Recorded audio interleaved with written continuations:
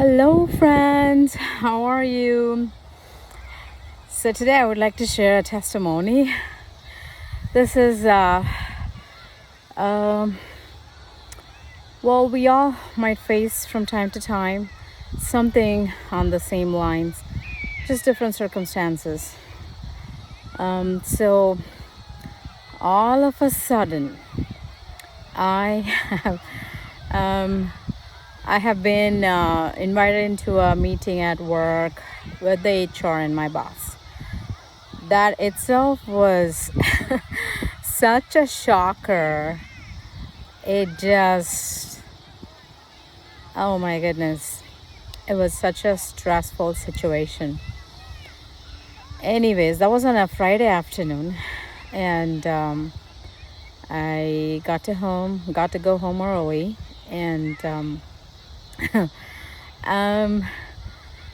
so in that moment, they have given me a packet to read after the meeting has started. There was no prior intimation. The meeting invite was not even sent to me. And my boss, who actually works from home on that day, she came to the office at 2 p.m. And I wondered why. And I went to her and asked, is everything okay? And she said, yeah, you'll have to meet with the HR. And then I said, am I in trouble? Well, sort of. Anyways, I'm in big trouble. Thankfully, no termination yet. Anyways, two things come to mind. Whenever we go through a very hard situation, something that rocks our boats, the first thing is to see what God is trying to tell us. And also just seek His word through whatever avenue that you prefer. Maybe a preaching, maybe a sermon, maybe your own daily portion.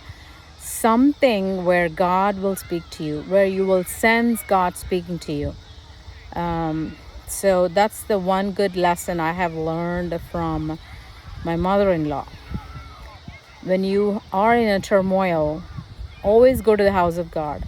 In India especially, the church door is always open, where you can just go and pray, pour out your heart, and seek a promise from God all by yourself. You don't need a special meeting in the schedule for you to go. That's the best part over there. Anyways, so here, that was what she said, and she does. And so I remembered that, and I was expectantly waiting to hear what the Lord is going to tell me. And that was on a Friday. Saturday we have fellowship meeting. So in the fellowship meeting, the preacher was talking about Abram, God's promise and covenant made to Abram before he became Abraham. And in my half presence of mind, like half alertness, because by then it was sinking in deep, and it was just taking me to a deep ditch kind of place in my mind, even though everything around me is different, happening, something else is happening, but my mind is just wandering off with so much force that I am unable to bring myself back to what's going on around me. It happens. And this is not even new to me. I have faced these similar situations a few times now, work-wise, social circles. So it's not really new, but it was a shocker. It felt like it is such an unexpected, sudden shocker, because I was thinking of the exact opposite, that I am doing well, people are happy about me and my work and my performance. Anyways, so on Saturday when the preacher was preaching, he was preaching from Hebrews 11, the heroes of the faith. So he referred to Genesis chapter 12, verse 2. But in my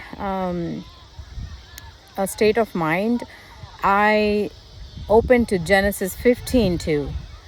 And the verse that was there, that was a promise, a personal promise from God sometime in the past. So that was my first source of encouragement. And then, so on Sunday, I was actually assigned nursery duty. It was slightly disappointing because I was expectantly waiting, anxiously desiring to hear what the preacher would say that God is trying to tell me. So I was not real happy to be in the nursery, but God used my circumstances to help me. So people in the nursery start asking me about how is work. Not even how are you. It's just the first question was how is work. To that I have shared what happened. And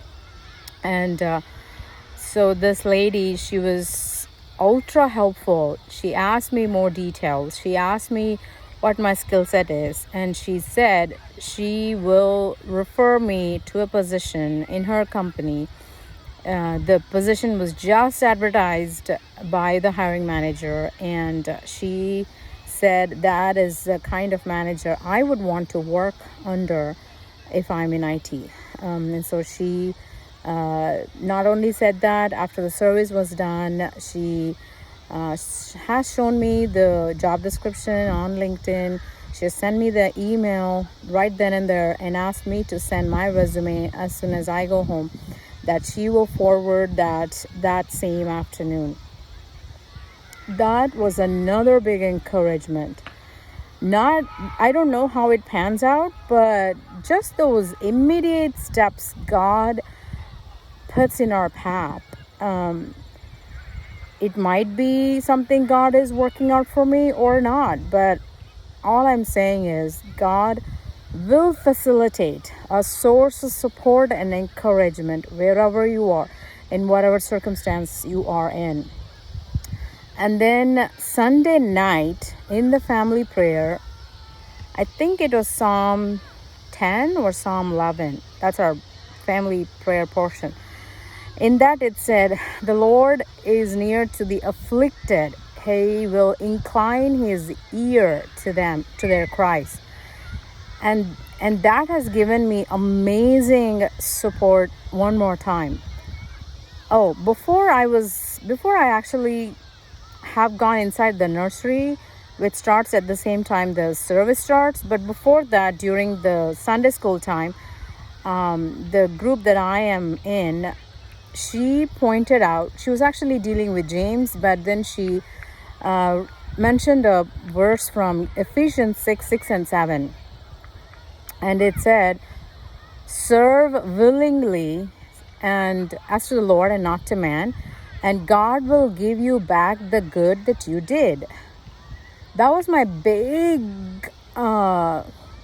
confused state of mind on Friday afternoon when I heard whatever the HR and the boss said, because I was thinking I was doing so much good, and how can they do this to me? I felt like I am one of the most hardworking people, at least in that building, and I'm the one who's being punished or penalized or whatever that is. And so that verse from Ephesians 6 and 7, the good that you did will come back to you. Oh my goodness, it has offered me tremendous support. And then the nursery discussion, and then Sunday night Bible study discussion, and then Monday going to work, I prayed and I asked the Lord to talk to me. And the preacher said, he was talking about the impossibility of things and circumstances around you, and yet God will make it possible. He was talking about the walls of Jericho. People were instructed to just walk around the wall 7 days. And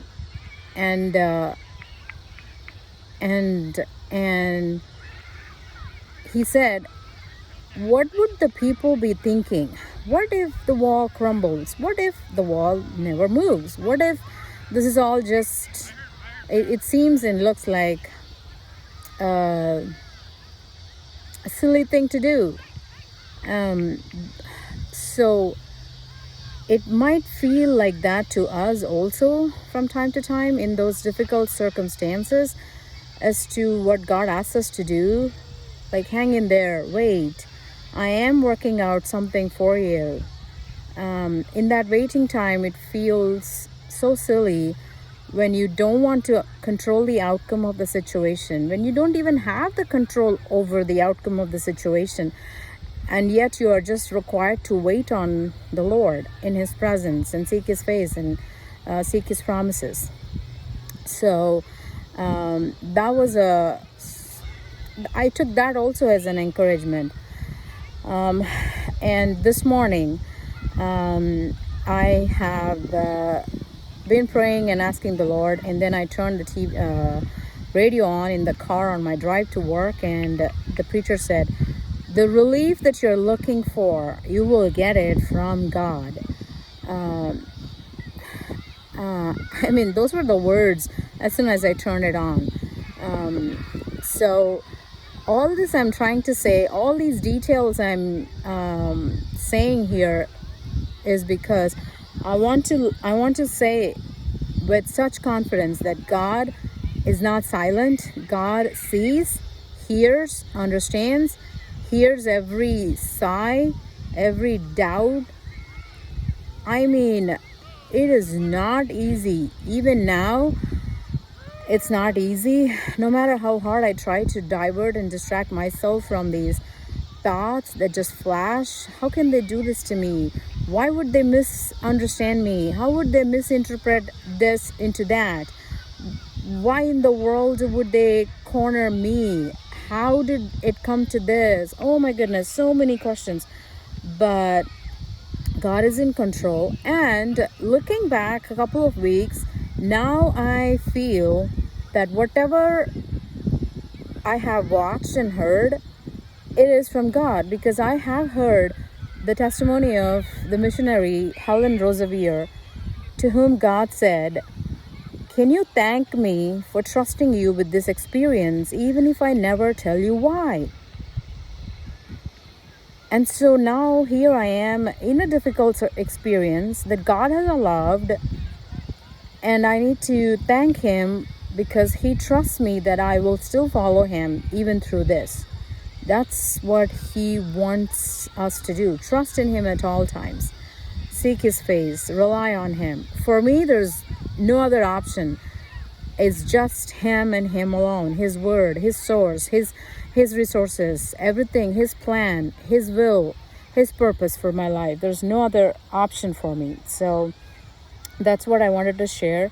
Hoping that it would provide some comfort to those who think that we are so alone and it is not fair that we have to go through this. And something else I heard in these 3-4 days, that a preacher was saying that through these situations, through each and every one of these encounters and experiences, we and God will get to know, we get to know more of God. We will know more about Him and His nature and His character. The intimacy is expanded and increased, which is exactly what we need. We need to grow more in the Lord. So that was another source of comfort, that these are allowed so that it expands our mental capacity or our minds and hearts to know more about God and to continue growing in Him. I hope this blesses you all. Please continue to pray for me that if God wills that I should move and find another position, so be it. Or if God will keep me there and exalt me in spite of these attacks, so be it. But only the will of the Lord be done, because He has best interest at heart for us. Thank you, dear sisters and friends. God bless. Bye.